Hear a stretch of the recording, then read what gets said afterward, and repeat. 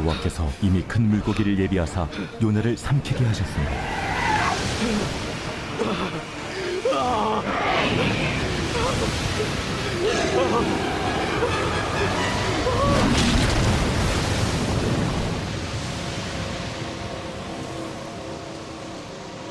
요나가 밤낮 3일을 물고기 뱃속에 있으니라.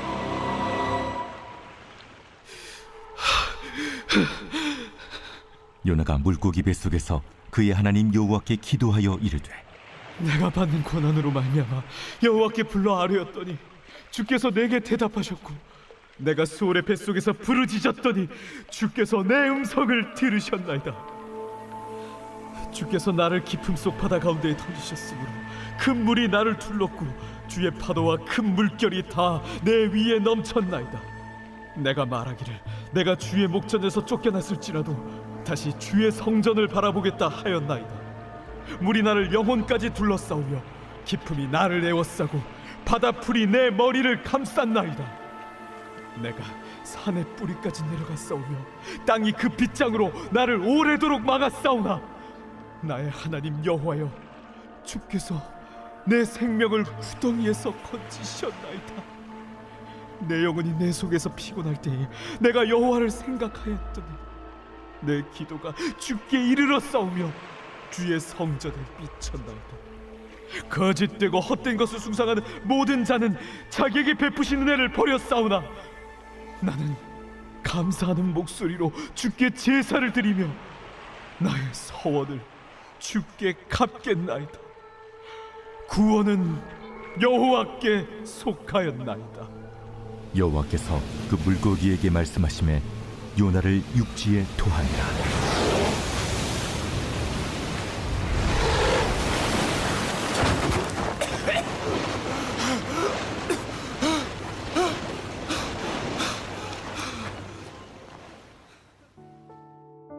우리 사랑하는 브릿지 가족 여러분, 그리고 오늘도 함께 말씀의 자리를 지켜가시는 우리 소중한 성도 여러분, 2026년 6월 22일 월요일 우리 요나서 1장 17절부터 2장 10절까지의 말씀을 중심으로 감사의 문을 열고 나갈 때라고 하는 제목하에 오늘 말씀 잠시 큐티하기를 원합니다. 우리의 삶에는 예상하지 못했던 고난과 아픔이 찾아올 때가 있습니다. 때로는 내가 잘못한 선택의 결과 때문에, 또 때로는 이해할 수 없는 하나님의 섭리 가운데 깊은 절망의 자리로 내려가기도 하지요. 자, 오늘 본문에 등장하는 요나도 역시 그러했습니다. 자, 요나는 하나님의 부르심을 거부하고 다시스로 도망갔지요. 결국 거센 폭풍을 만나고 바다에 던져졌고요. 큰 물고기 뱃속에 삼켜지는 인생 최대의 위기를 경험하게 됩니다. 자, 그런데 놀라운 것은 하나님께서 요나를 심판하기 위해 큰 물고기를 준비한 것이 아니라 회복시켜 주시기 위해 준비하셨다라는 사실이에요. 자, 오늘 본문 17절 말씀을 한번 보십시오. 여호와께서 이미 큰 물고기를 예비하사 요나를 삼키게 하셨으므로, 여러분, 요나는 그 물고기 뱃속의 자리가 죽음의 자리라고 생각했지만 오히려 하나님은 그곳을 은혜의 자리로 바꾸고 계셨던 것을 보게 됩니다. 요나는 물고기 뱃속에서 비로소 하나님을 찾기 시작합니다. 2장 1절에요. 요나가 물고기 뱃속에서 그의 하나님 여호와께 기도하여. 폭풍 속에서는 기도하지 않았던 요나가 물고기 뱃속에서는 기도하기 시작합니다. 여러분, 우리 인생도 마찬가지예요. 우리는 평안할 때보다 고난의 때 더 간절히 하나님을 찾습니다. 건강할 때보다 병상에서, 풍요로울 때보다 결핍 가운데, 성공할 때보다 실패 가운데서 하나님을 더욱 붙들게 되는 겁니다. 그래서 하나님은 때때로 저와 여러분의 삶에 고난을 허락하시기도 합니다. 여러분, 고난은 고난 자체가 목적이 아닙니다. 그 고난을 통해서 하나님께 돌아오는 것이 목적입니다. 요나는 깊음 속에서 부르짖지요.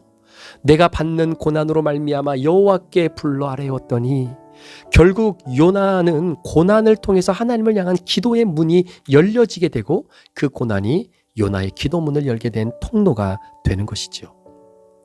요나는 자신이 깊은 바닷속에 던져졌다고 말합니다. 주께서 나를 깊음 속 바다 가운데에 던지셨사오며. 자, 요나가 이제 자신의 상황이 우연이 아니라 이게 하나님의 손 안에 있다는 것을 깨닫기 시작합니다. 그러다 보니 자신의 인생을 한번 반추하면서 내가 하나님의 말씀에 불순종하고 다시 쓸어가는 배를 탔던 그 순간부터 결국 하나님께서 준비하셨던 모든 세팅들이 결국은 나로 하여금 이 고백을 하기 위해서 하나님이 준비하신 세팅이었구나. 폭풍도 하나님의 손 안에 있었고 바다도 하나님의 손 안에 있었고 물고기도 하나님의 손 안에 있었구나. 여러분, 저와 여러분의 삶도 마찬가지입니다. 우리는 인생을 살아가면서 왜 하나님 이런 일이 나에게 일어났을까요? 라고 질문을 합니다. 그런데 신앙은 이 상황 속에서도 하나님이 일하고 계신다라는 사실을 믿는 것입니다. 요나는 물고기 뱃속에서 죽음을 경험하는 것 같았지만 사실은 하나님의 보호하심 가운데 있었다라는 거예요. 우리도 고난 가운데 있을 때 하나님이 보이지 않아요. 그러나 시간이 지나 돌아보면 그 모든 과정 속에 하나님의 손길이 있었음을 발견하게 됩니다. 우리 사랑하는 성도 여러분, 또 말씀을 함께 나누고 있는 우리 성도 여러분, 여러분의 인생 가운데에 마치 요나처럼 흑암이 칠흑같이 깊이 드리워져 있는 그 큰 물고기 뱃속에 오늘도 인생을 살아가는 분들이 계실 겁니다. 회사에서 예상하지 못했던 그런 소식들 때문에 이제는 더 이상 직장에 나갈 수 없는 그런 아픔을 가지고 있는 성도들도 있을 수도 있고요. 건강의 문제 때문에, 가정의 문제 때문에, 자녀들의 문제 때문에, 인생의 여러 가지 문제들 때문에 정말로 앞이 캄캄해서 보이지 않는, 그래서 하나님 앞에 왜 나에게 이런 일이 일어날 수밖에 없습니까? 라고 하소연할 수밖에 없는 그런 요나의 입장에 처해 있는 우리 사랑하는 성도님들이 왜 안 계시겠습니까? 그런데 기억하십시오. 폭풍도 하나님의 손 안에 있었고요. 바다도 하나님의 손 안에 있었고요. 지금 내가 이 칠흑 같은 이 큰 물고기 뱃속에 앉아 내 삶을 돌이키게 하는 이 현장 가운데에 나로 하여금 있게 하신 분도 하나님이시다라는 거예요. 오늘 본문에서 가장 중요한 장면이 저는 2장 9절이라고 생각하며 이 말씀을 좀 묵상하게 됐는데요. 요나가 이렇게 고백합니다. 나는 감사하는 목소리로 주께 제사를 드리며 나의 서원을 주께 갚겠나이다. 구원은 여호와께 속하였나이다. 여러분, 이 말씀을 자세히 보십시오. 아직 물고기 뱃속입니다. 환경은 변하지 않았습니다. 구출되지 않았어요. 육지에 나온 것도 아닙니다. 그런데 요나는 감사하기 시작합니다. 이것이 중요합니다. 많은 사람들은 문제가 해결되면 감사하겠다라고 말하죠. 병이 낫게 되면 감사하겠다라고 이야기합니다. 사업이 회복되면 감사하겠다라고 이야기합니다. 자녀 문제가 해결되면 감사하겠다라고 이야기합니다. 여러분, 이 신앙에서 한 걸음 더 나가셔야 돼요. 그런데 오늘 요나는 문제 해결 이후에 감사한 것이 아니라 문제 한가운데서 감사합니다. 감사는 환경이 좋아져서 나오는 결과가 아닙니다. 감사는 믿음의 선택이에요. 요나는 이제 깨달은 겁니다. 구원은 여호와께 속하였구나.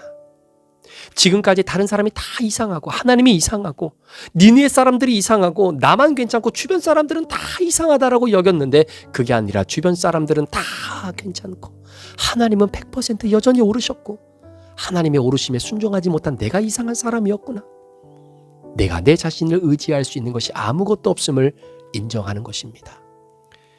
우리 사랑하는 성도님들, 혹시 큰 물고기 뱃속에 캄캄하니 이것도 저것도 할 수 없어 좌절감과 자존감이 무너져 있는 내 인생을 살고 있는 분들이 있다면 여러분, 오늘 요나처럼 먼저 감사하십시오.